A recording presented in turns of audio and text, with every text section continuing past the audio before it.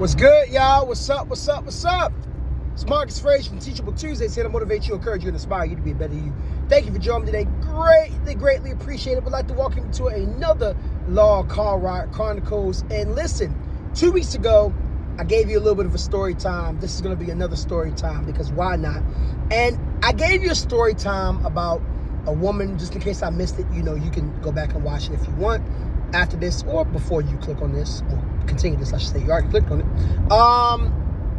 About, red flags that I saw and kind of ignored. And unfortunately, when I ended up standing up for myself, I had lost respect for this person, right? Because of the way they kind of handled themselves throughout us getting to know each other and whatnot. But I'm going to tell you guys a story today about a woman that I have the utmost respect for because of how she handled our getting to know each other stage.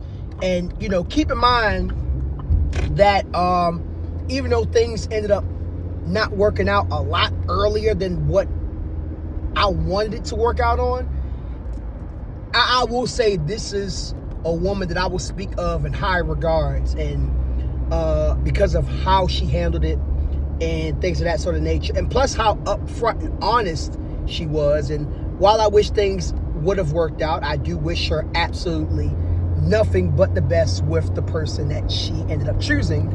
And I hope things are working out. You know what I'm saying? I mean that, wholeheartedly. So, it all started, I want to say, not even a year ago, some months ago. I was getting to know a woman. Well, before I even started getting to know her, I was still getting to know her, but before I really, told her how I felt and whatnot, we were co-workers, right?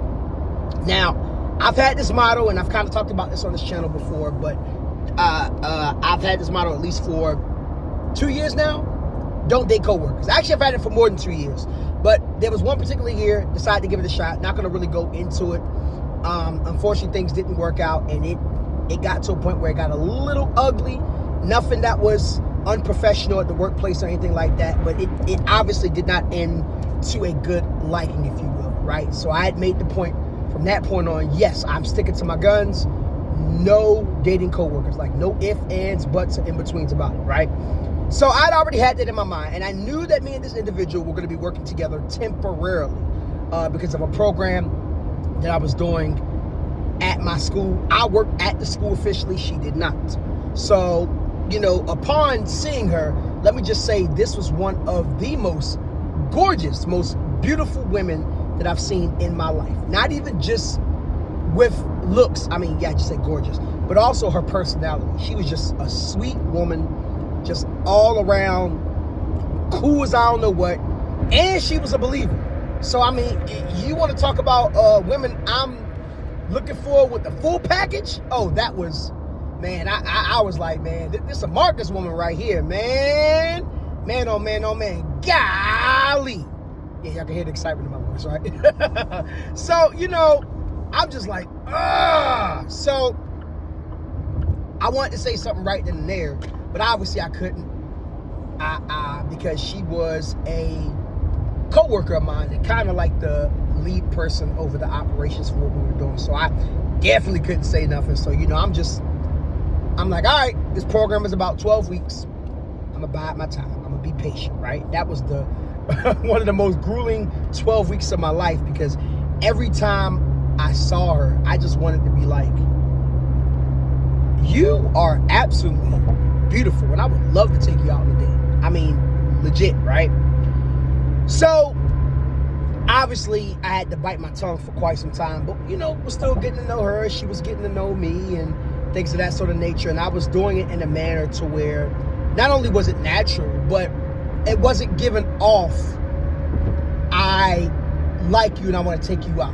But it also wasn't giving off energy of friend zone, if you will, right? Because there has to be a delicate balance, right? Because, when it comes to, fellas, you need to know this. When it comes to getting to know a woman, sometimes you might not be able to say anything outright there because of circumstances, but you still have to give off an energy to where you actually want to get to know them on a romantic level. Because if you don't, even if she wants to get to know you on a romantic level, she's going to think that you're just friendly, and you're going to end up being friend zoned. So you got to be mindful of that. You know what I'm saying?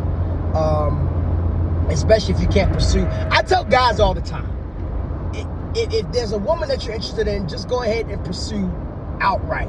Don't be on the bull jive and hold back. You know what I'm saying? Like, legit, go ahead and pursue it.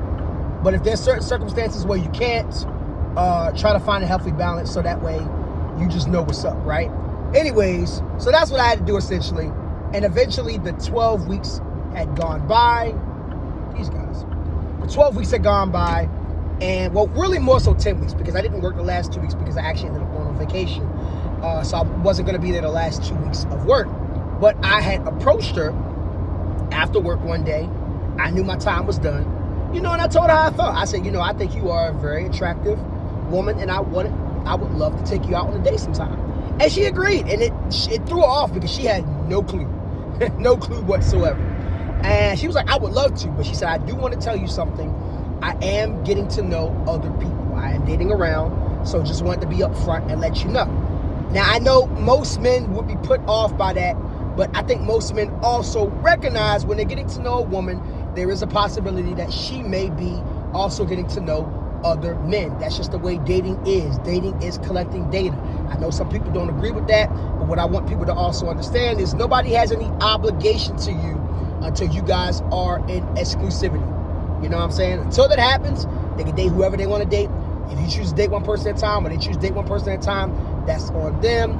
I do think it's important to be upfront about it, but you don't owe anyone an explanation, if you will, right? I think that's a hard pill for some people to swallow, but it's the truth. But at any rate, so I said, okay, so am I. No big deal. I said, data is what? Collecting data. So I get it. She laughed, and we started setting up the date. So we couldn't officially set up the date until about 3 weeks from when I asked her. Now, normally I always tell people, especially my fellas, if you're going to go on a date with somebody, try to, once you ask them out, make that date immediate, right? Because you got the spark going on and you want to, keep it going while it's fresh. Unfortunately, the combination between me going on vacation and then I literally was supposed to have a concert with my group the week afterwards, my hip hop group, The Innovators. Make sure you subscribe to our page, Soul Solid 4, shameless plug right there. Because that was going on, I knew we weren't going to be able to do it. And funny enough, I ended up getting sick that very next week, and I had the flu for the first time in my life. But, so we set up for that third week. So we was cool. I asked her a couple of days before we officially went out. I said, hey, just wanted to see if we're still good. We text a little bit here and there, not too much, because remember, when you haven't gone out with somebody, I always tell people, texting should be to set up the date. Nothing more, nothing less. You don't want to over text, right? Especially when you're just starting to get to know each other, because you don't want to kill the buzz or kill the vibe. So at any rate, we ended up going to Topgolf. She had went to the wrong location. She went to the one on International, and she was willing to go to the one on the east side, but it's all good, east side of Orlando, but it's all good. It was a funny moment, and I was telling her, take your time, it's all good. She communicated. That's a big thing with me, so I was very appreciative of that. And we had a great time. We went there, and then we went out for Jemiah's. And, of course, I paid for both, and she was like, well, you sure you want to pay for it? I was like, yeah, it's not a big deal, because Jemiah's didn't really cost that much money, nor did mini golf cost that much money. I'm like, hey, I asked you out. Now, if you would have asked me out, that's a whole different conversation, you know what I'm saying? But I asked you out, and we had a great time, great conversation. She was a little more personal with me. I was personal with her. And, I thought things were going great, to the point where she wanted to set up a date number 2 before we left the first date. And I was like, cool, I'm down for it. You know what I'm saying? I know some people be like, don't set up the second date until a couple days later. But my thing is, guys, if a woman is offering, then this is for my fellas strictly. If she's offering and she's putting it out there, do it. That means she's really interested. Like, she's really, either interested or at the very least curious. Which curious is not necessarily a bad thing, right? So we doing that, and, I gave her, kiss on the cheek, good night. I know some people probably gonna be like, dang, Marcus, you could have went for more. I probably could have, but I'm not going to lie. I was being conservative, and we're going to talk about that in just a little bit, right? What some of my thoughts are, and Of course, you leave a comment below and let me know once we're done what you think. But again, texting a couple of days, but not really every single day, right? Because still trying to, get to know each other, feel everything out, if you will. We were supposed to go to the arcade for our second date. Had everything planned. We were going to do it on a Friday. And work had got absolutely crazy that week for me. So I, texted her that Thursday and said, hey, Wednesday. I said, hey, I know we're supposed to go out on a Friday, if you will, right? But is there a way that we could push it to Saturday instead? It's been a crazy week at work, and I think I'm just going to need Friday to just recover. And again, we're communicating with each other. So she didn't get back to me right away. She ended up texting me the next day. She said, hey, what was that? She said, hey, thank you for reaching out. I appreciate it. I just wanted to be very upfront with you and let you know that a guy that I'm talking to, things are kind of getting serious with us, and I didn't want to lead you on. So I just wanted to be upfront with you. I really appreciate you. I think you are an amazing man. You're one of the most amazing men that I've met in quite some time. But I just wanted to be upfront with you before things got too serious between me and another guy. And I'm going to be honest, y'all. Your boy was disappointed. Disappointed! Oh, my goodness. Where's the disappointed me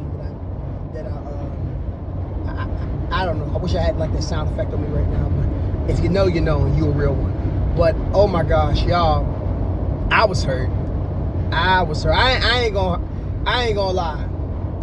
Your boy was in his feels for just about a good 5 to 10 minutes. I'm just sitting there like, man, I didn't even get a chance to have a second date. Because, for me, typically the second date is where I really, really show out. And I'm like, oh, if you like me the first date, you really going to like me the second date. My track record speaks for itself. Yeah, I'm tooting my own horn for a second because it's true.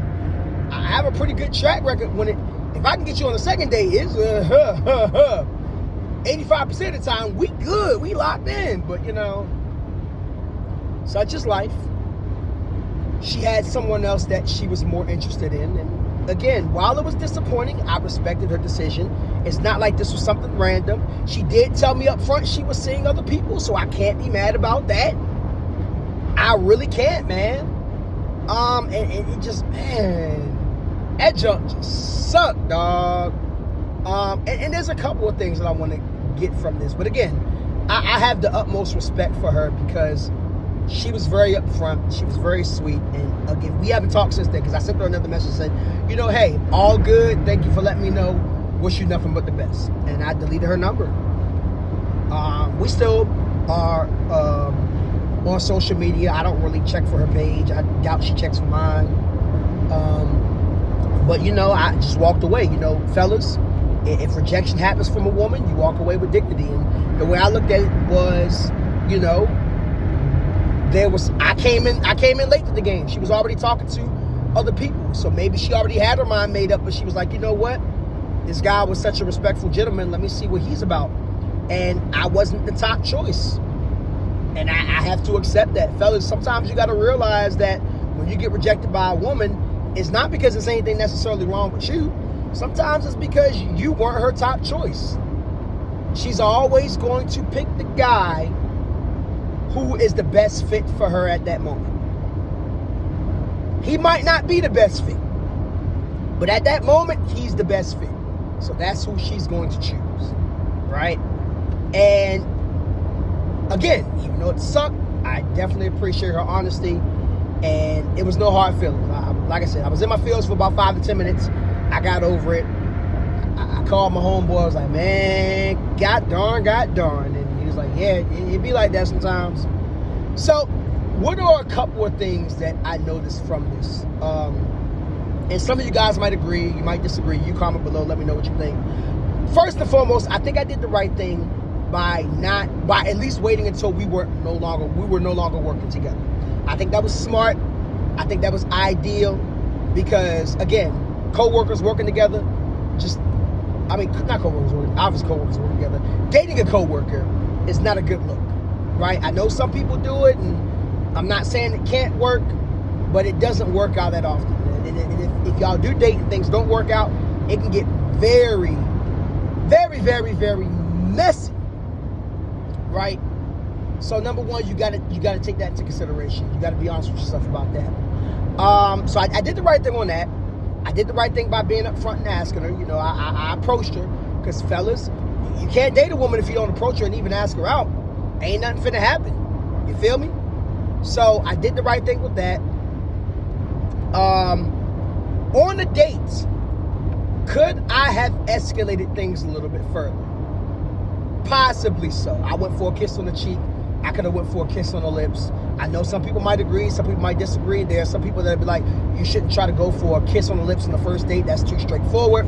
I absolutely disagree, because, I mean, it's certain signs that you got to look out for. Like I always tell guys, if she's breaking the touch barrier, just go for it. And she was definitely breaking the touch barrier. I think I was a bit too conservative, and maybe that's could have, and again, I also came in late in the game, so that just really could have been a thing as well, right? We have to be honest, and we have to take that into consideration. That very well could be a thing. I think it played a factor, but I do also believe if I would have escalated things just a little bit, maybe, just maybe,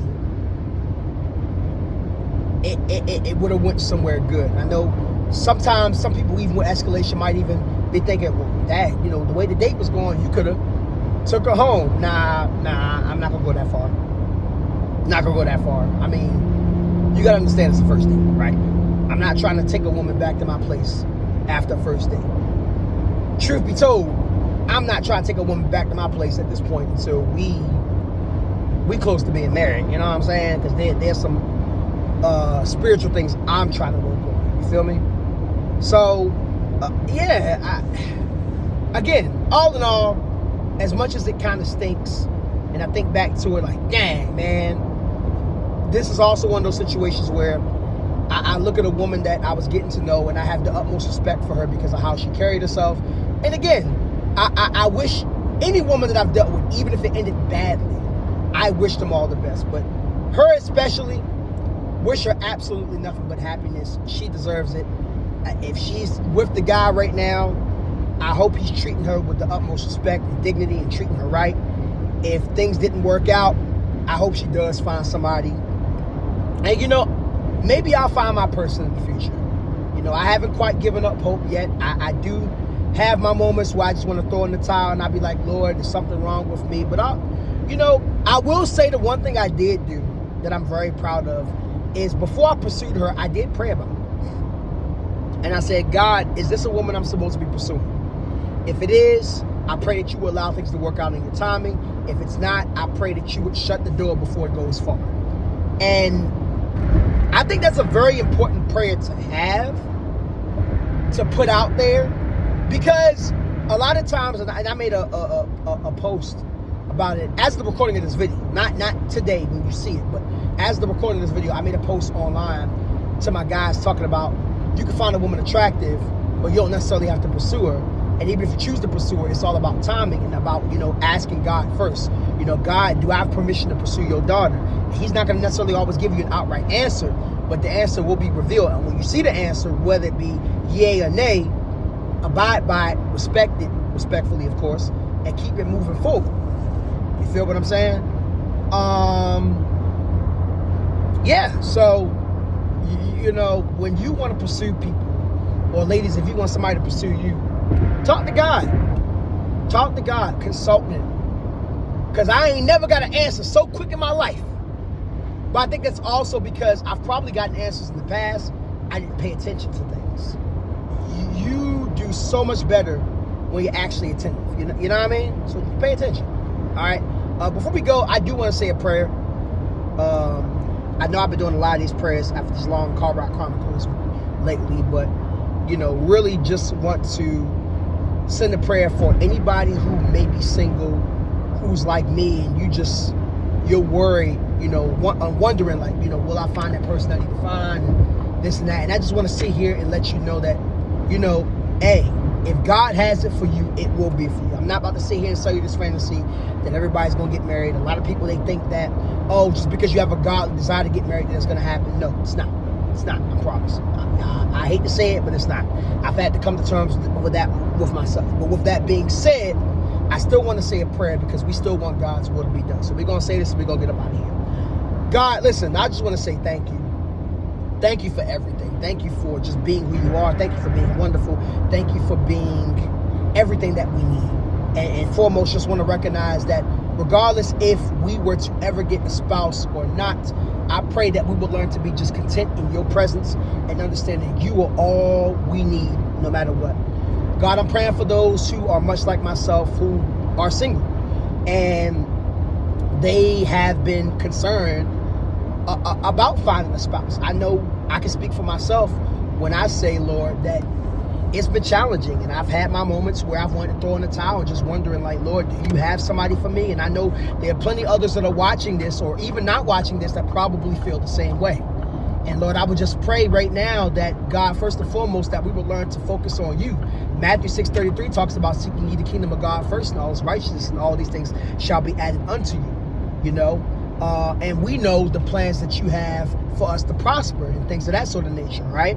So God, I just pray that first and foremost, we recognize that before we even gain a spouse, we have to continue to develop our relationship with you. And also, God, if it is meant for us to have a spouse, I pray that you would prepare us in the best and the most efficient way possible, God. A lot of times we pray for a husband, we pray for a wife, but we don't really say the prayer for us to become the husband or the wife that we need for our future spouse. So I pray that every single one of us, myself included, would slowly but surely in your timing become the person that they may need. Because at the end of the day, it's not just about us. Marriage is it's a partnership.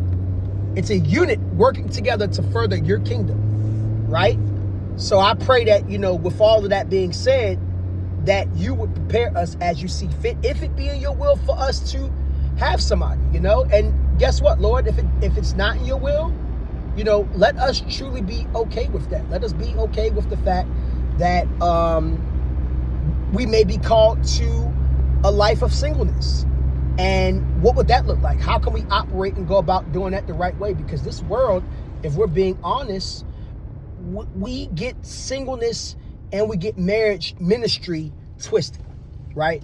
So God, show us how to operate, how to carry ourselves so we can be more efficient for you. Because at the end of the day, these things are ultimately for you, regardless if we're in our single season or if we are in our married season. Lord, this is for you. I pray that you would check our hearts and just make sure that we're going about doing it for the right reasons. I pray that for those of us who have been in our singleness, if we've done things the wrong way, I pray that you would forgive us and put us on the path of righteousness to further serve you, to further serve your ministry. Because at the end of the day, regardless if you are single or you are married, we understand that we do this for the kingdom. We do this to save souls, and we do this ultimately for your glory and for your honor, God. I thank you for all these things in advance. In your precious name, I do pray.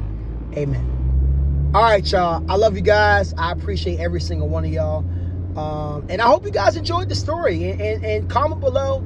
Let me know your thoughts. I hope everybody has at least had somebody like I did that is very respectful, very upfront. And, once again, if it's meant for us to be with somebody, we will. And if you are an individual that is currently in a relationship, preferably long-term or even marriage, I want you to encourage somebody today, right? Encourage them. I'm pretty sure every single one of us, if you're in a relationship, somebody who's been single and struggling. Sit down and encourage them today. Or the next time they come to you and they're worried that they're never going to find somebody that's truly for them, sit down and encourage them. And remind them where you came from, and do it in a manner to where it's understandable. I wouldn't say necessarily trying to give advice, but just be a listening ear and just be there for them overall. You know what I'm saying? All right, Marcus Frazier from Teachable Tuesdays here to motivate you, encourage you, inspire you to be a better you. Video went on a little bit longer than I thought, but hope the message was received. And love you guys, and I'll talk to you guys soon. Peace.